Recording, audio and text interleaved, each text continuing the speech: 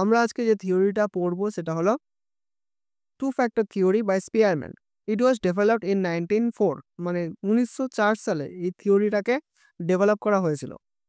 যিনি ডেভেলপ করেছিলেন তার নাম ছিল চার্লস স্পিয়ারম্যান। টু ফ্যাক্টর নামটা দেখে বোঝা যাচ্ছে যে এখানে দুটো ফ্যাক্টরের কথা বলা হচ্ছে, দুটো factor related to intelligence. One of the earliest theories of intelligence. যখন প্রথম ইন্টেলিজেন্স বা বুদ্ধিমত্তা নিয়ে গবেষণা স্টার্ট হয় তখনই ভদ্রলোক নিজের থিওরি ডেভেলপ করে ফেলেছিলেন। এটা ছিল টু ফ্যাক্টর থিওরি। আর এর আগে যে থিওরি ডেভেলপ হয়েছিল তার নাম ছিল unifactor theory of intelligence by Alfred Binet. Alfred Binet আর থিওডোর সাইমন দুজনে মিলে প্রথম ইন্টেলিজেন্স স্কেলও তৈরি করেছিলেন, যেটার নাম ছিল আইকিউ টেস্ট বা ফুল ফর্ম ছিল ইন্টেলিজেন্স কোশেন্ট টেস্ট, যেটা দিয়ে একজনের ইন্টেলিজেন্স লেভেল বা বুদ্ধিমত্তাকে মাপা যেত। এখন অ্যাকচুয়ালি মাপা যায়। এবার যখন স্পিয়ারম্যান ইন্টেলিজেন্স নিয়ে গবেষণা স্টার্ট করলেন, তিনি কি করলেন, তিনি বিনেট আর সাইমনের যে কাজগুলো ছিল, যে টেস্ট করেছিলেন, যে রেজাল্ট বেরিয়েছিল, সেগুলোকে ভালো করে ঘাঁটতে লাগলেন। তখন তিনি একটা বিশেষ প্যাটার্ন লক্ষ্য করলেন। তিনি দেখলেন যেসব স্টুডেন্টরা কোনো একটা সাবজেক্টে ভালো পারফর্ম করেছে, সেই স্টুডেন্টরা অন্যান্য সাবজেক্টে ভালো পারফর্ম করেছে। যেমন যে স্টুডেন্ট ম্যাথে ভালো ফল করেছে, সে আবার মিউজিক আবার হিস্ট্রিতেও ভালো ফল করেছে। তিনি তখন ভাবলেন নিশ্চয়ই মানুষের ইন্টেলিজেন্সের মধ্যে একটা ইউনিক ফ্যাক্টর আছে যেটা একজন ব্যক্তির প্রত্যেকটা কাজকে প্রভাবিত করে। তিনি সেটাকে নাম দিলেন জি ফ্যাক্টর বা জেনারেল ইন্টেলিজেন্স। কিন্তু তিনি এটাও লক্ষ্য করলেন যে একজন স্টুডেন্ট প্রত্যেকটা সাবজেক্টে ভালো পারফর্ম করলেও প্রত্যেকটা সাবজেক্টে সেম পারফর্ম করেনি।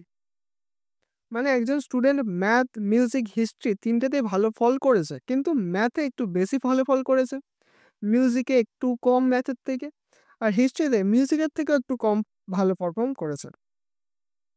তার মানে বিভিন্ন কাজের ভিত্তিতে একজনের ইন্টেলিজেন্স লেভেলও বিভিন্ন হবে। এটাকে তিনি নাম দিয়েছিলেন এস ফ্যাক্টর বা স্পেসিফিক ইন্টেলিজেন্স। এই ছবিটাকে ভালো করে যদি বুঝতে পারি তাহলেই পুরো কনসেপ্টটা মাথায় ঢুকে যাবে। জি ফ্যাক্টর যেটা ম্যাথ, মিউজিক আর ল্যাঙ্গুয়েজ তিনটের সাথে যুক্ত আছে, মানে তিনটের ক্ষেত্রে জি কাজ করছে, মানে জি ফ্যাক্টর কাজ করছে আর সমানভাবে কাজ করছে। কিন্তু এস ফ্যাক্টর ম্যাথের জন্য আলাদা, আবার মিউজিকের জন্য আলাদা, আবার ল্যাঙ্গুয়েজের জন্য আলাদা। এবার আমরা পড়বো ক্যারেক্টারিস্টিক্স অফ জি ফ্যাক্টর বা জেনারেল ইন্টেলিজেন্সের বৈশিষ্ট্যগুলো। 1 নম্বর, it is universal inborn ability, মানে এটা প্রত্যেকটা ব্যক্তির মধ্যেই থাকবে আর জন্ম থেকেই থাকবে। ইট ইজ কনস্ট্যান্ট, মানে এটা সমান থাকবে, কেউ চাইলেও এটাকে বাড়াতে বা কমাতে পারবে না।